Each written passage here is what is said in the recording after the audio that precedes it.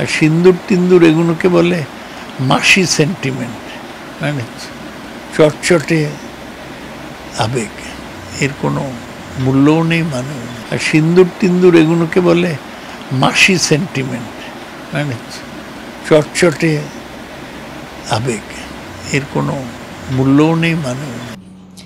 শুনলেন?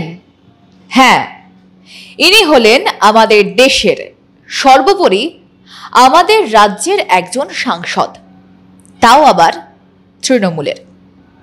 এনারা হলেন দেশের আইন প্রণেতা। মাথা খারাপ হয়ে গেলে লোকে ভুলভাল বলে, কিন্তু উনি কি অসুস্থ? হতে পারে, কদিন আগেই তো পেসমেকার বসেছে ওনার বুকে। তা এই সময় একটু বিশ্রাম নিন, ধীরে ধীরে সুস্থ হয়ে উঠুন, এটা তো আমরাও চাইব। কিন্তু তা না করে বেমক্কা এমন মন্তব্য, এমন আহাম্মকের মতো কথাবার্তা, যে মহিলাদের সিঁথির সিঁদুরের মর্যাদা রাখতে একটা দেশ তার অপারেশনের নামকরণ করে দিল, সেই সিঁদুর নিয়ে ছেলে খেলা, সেই সিঁদুরের অপমান। নমস্কার, আমি তপজা। আজকের পর্বে আলোচনা করব প্রবীণ তৃণমূল নেতা তথা দমদমের সাংসদ সৌগত রায়ের এই মন্তব্য নিয়ে, যা রাজ্য রাজনীতিতে সমালোচনার ঝড় তুলেছে। আরেকবার শুনুন উনি ঠিক কি বলেছেন। আর সিন্দুর টিন্দুর এগুলোকে বলে মাসি সেন্টিমেন্ট, মানে চটচটে আবেগ, এর কোনো মূল্যও নেই, মানেও নেই। যে ঘটনার পরিপ্রেক্ষিতে আজ দেশ তোলপাড়, ভাবুন তো কতখানি নৃশংস ছিল। ভূস্বর্গে বেছে বেছে হিন্দুদের গুলি করে খুন করেছিল জঙ্গিরা। স্ত্রী সন্তানের সামনেই চালানো হয়েছিল নৃশংস হামলা। অপারেশন সিঁদুর নাম দিয়ে প্রত্যাঘাত করেছিল ভারত। পাকিস্তানে ঢুকে একের পর এক জঙ্গি ঘাঁটি ভেঙে দেওয়ায় কেন্দ্রীয় সরকারের প্রশংসায় পঞ্চমুখ দেশের কোটি কোটি জনতা।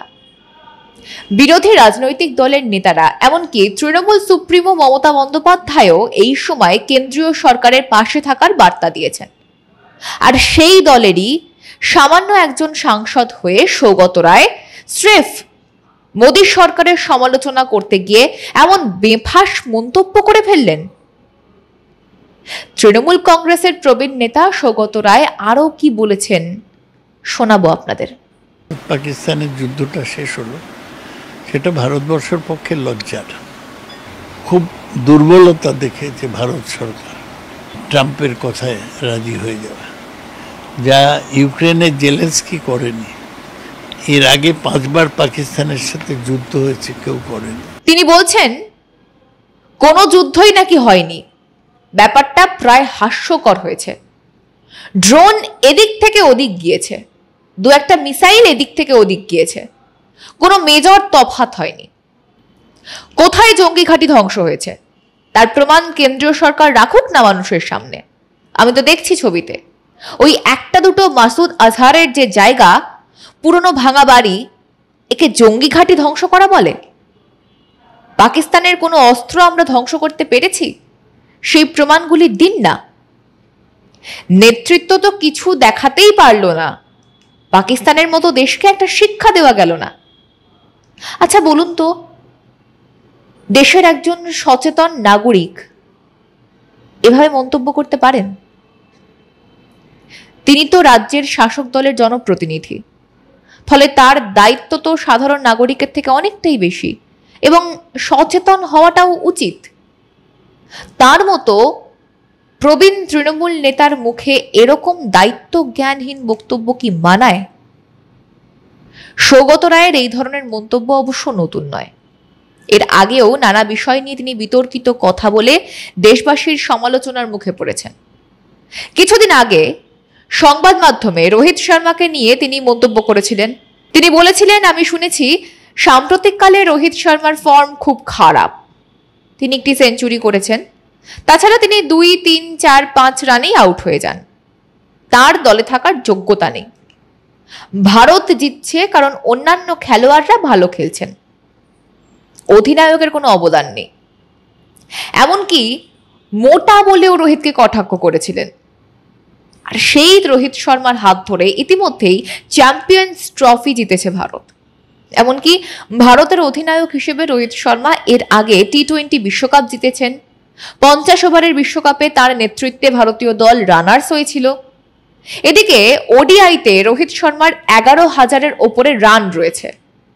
একমাত্র ক্রিকেটার হিসেবে তিনি ওডিআইতে 3টি ডাবল সেঞ্চুরি করেছেন।